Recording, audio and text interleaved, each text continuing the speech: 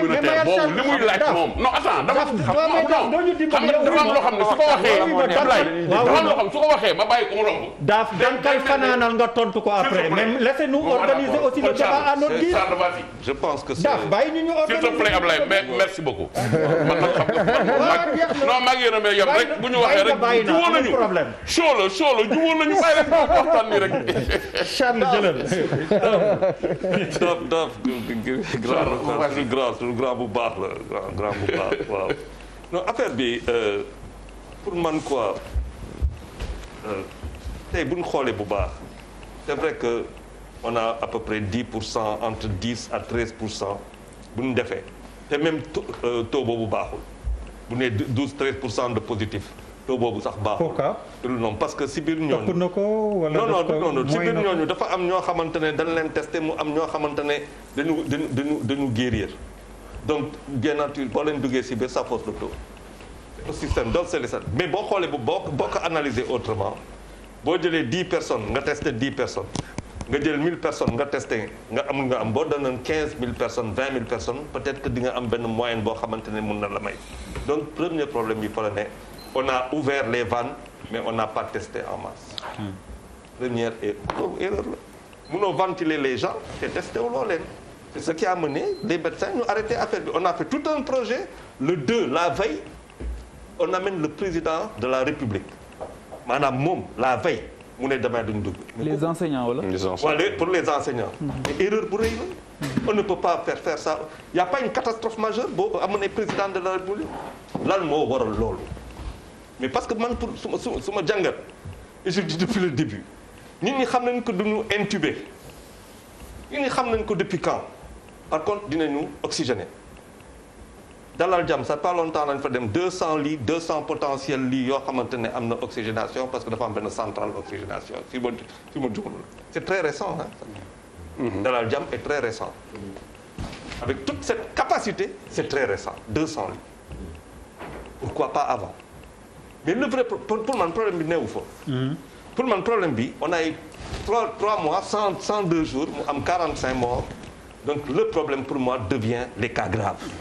loolu mooy vrai problème bi tey Sénégal su ma gis-gis mooy lan mooy que nit ñi bu ñu feebaree en général ñun comme on est dañuy feebar duñ ko gaaw wax mais si biir loolu ñu am ay comorbidité mun naa am diabète te xaw ma ko feebar bi ñëw dugg ma tardé wax feebar bi xaw ma que je suis diabétique quand je vais voir le médecin au bout de 5 jours 10 jours c'est la catastrophe feebar bi yàq na lu muy yàq si biir feebar bi yàq na donc pour wax dëgg yàlla une population jeune bu ñu xoolee rawat wax na ko ñëpp a wax nañ ko am nañu capacité ak benn écosystème bu favorable pourquoi ne pas inverser parce que pourquoi ma koy wax tey ñaata nit ñooy dee parce que opéré wu ñu leen crise cardiaque kii seen cœur il y en a beaucoup hein. Il y a 45 morts du Covid en 102 jours il y a eu combien de morts de crise cardiaque ñoo xamante ne jëluñu leen en charge de diabète et ainsi de suite donc vous imaginez que dañ jël suñu doole yëpp indi ko ci benn affaire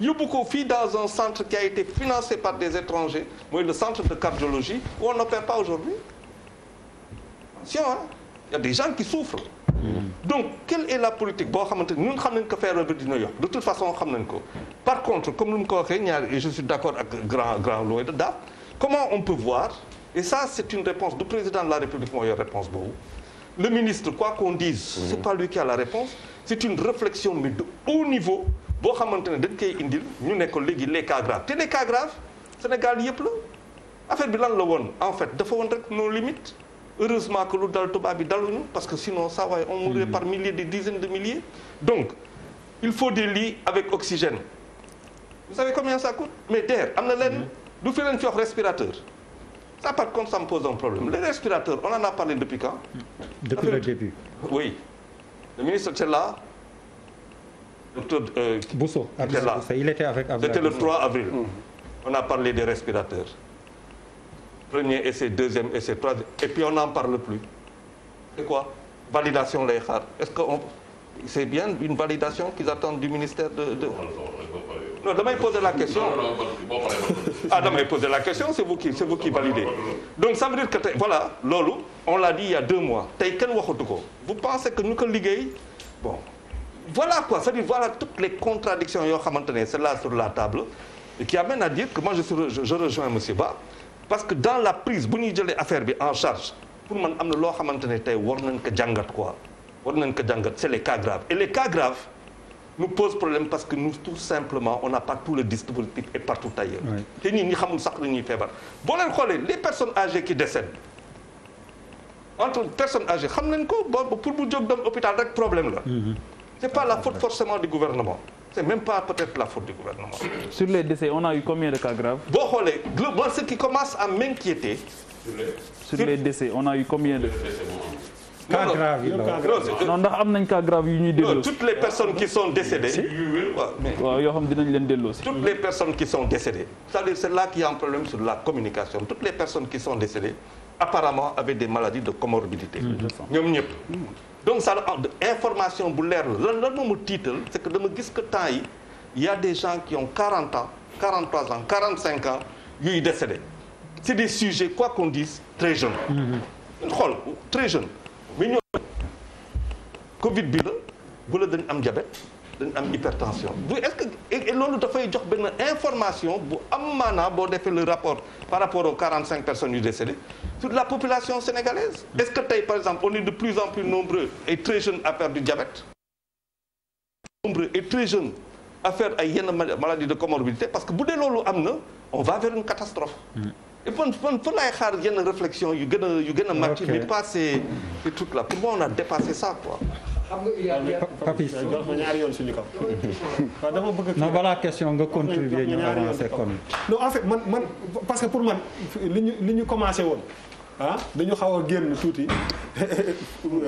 li en tout cas thème bi DER posé parce que dinañ ci ñëwaat mais comme je te disais c'est intéressant. waaw d'accord waaw mais d'accord waaw non dama ne li nga posé woon bokk c'est intéressant mais li nga posé woon parce que pour man fu ñu toll tey jii nii moom mooy li xew tey comme ni ñuy dundee fu ñu jëm pour man bu ñu commencé delluwaat ginnaaw comment xam nga on a fait li ñu war a def wala lële c'est important mais li ëpp solo mooy fi ñu nekk tey ak ñun li ñu constaté boo génnee ci biti ak ni nit ñi commencé dund fan la ñu jëm je pense que question boobu moo ëpp solo est-ce que ñun am nañu doole dund ak feebar bi parce que feebar bi pour man lu nombre bi di gën a bëri décès yi di gën a bëri donc il faut pas se dire que par exemple si tu es à 50 000 quand tu vas avoir plus de morts tu vas avoir plus de mal. oui pour xaaral kii rek. ma eggale rek. da ngay am plus de mal pour contenir maladie. et loolu commencé na am ñu bëri ñu ngi leen di faj ci seen biir kër yi. parce que état bi xam nga bu ñu nee 160 ñaata lii 177 la ñu am nga ne utiliser nañ 150 mooy utiliser nga lépp rek. fu mu nekk nii li ñu war a xam mooy que li ñu constaté mooy nit ñi wax fa dëgg yàlla ñu si gën a bëri bàyyi nañ seen loxo. on nous a sorti un refrain apprendre à vivre avec la maladie les gens jël ko adopté ko. pas ñun d'une façon philosophique ñoom dañ ko adopté rek brut mu ñëw noonu ñu adopté ko mooy que ok gars yi te ñun ñëpp ay sénégalais lañ. ku ne xam na ne non loolu moom la ñu constaté tey te ak constat bi fan la ñu jëm. pour man ñun ñëpp loolu daf ñu war a interpeller. est-ce que par exemple les gels. se raréfie. bu ñu waxantee dëgg rek. l'utilisation non waaw utilisation non dama ne la il y a un mois xam nga ñun fii dañoo mën a jëlaate mën a ambiance. bu yëre yi xewee ñun ñi ñëpp 90% moom la ñuy sol. gel yi dafa nekkoon benn affaire koo gis mi ngi ak gelam. de plus en plus nit ñi yoratuñu gel. de plus en plus jusqu'à preuve du contraire ay bët nekkul fii. ki suufu menton. masque bi nekkul du pour fii. pour fii la. ça ne sert plus à rien. masque bi moom dootul pour sol. c'est-à-dire que mënuñu constater loolu yëpp tey jii nii te taxawuñu ne fu ñu jëm. est-ce que mën nañu dundee nii fii ak 2 mois bu ñu continuer nii comme fu ñu jëm pour man loolu moo question au lieu de revenir trop en arrière. c'est xool un peu dans 2 mois évaluer suñu mode de vie. est-ce que nous on a am nañu force dem fii ak 2 mois. qu'est-ce qui risque de se passer ici au Sénégal. man pour man loolu mooy question. analyse boobu nag foofu laa jëm. s'il vous plaît monsieur Ba. c'est avant suñu spécialiste di wax dama woon rappeler il y a quelques jours on discute ñu doon wax ci affaire Covid bi. Charles on avait échangé sur ça maa ngi doon wax ne je ne pense pas que première arme bi pour lutter contre Covid